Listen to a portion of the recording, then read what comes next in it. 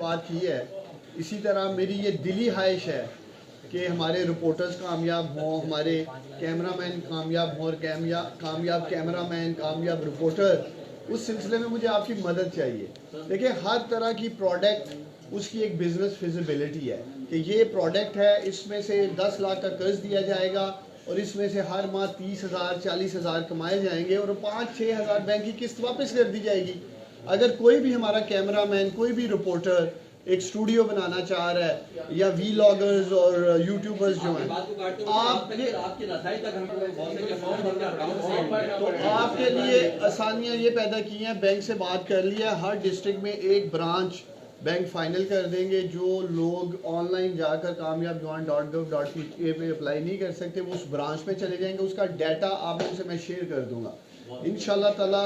Next month जब आऊँगा मज़ीद इंशाल्लाह बजट लेके आएंगे और मेरी ख्वाहिश है कि हमारे मीडिया से ताल्लुक़ रखने वाले जो नौजवान हैं, दोस्त हैं, वो माशाल्लाह इससे फ़ायदा उठाएं। मीडिया के रिपोर्टर्स का, मीडिया के कैमरामैन का भी कामयाब जवान प्रोग्राम पर उतना ही हक है जितना पाकिस्तान के दूसरे नौजवानों का है।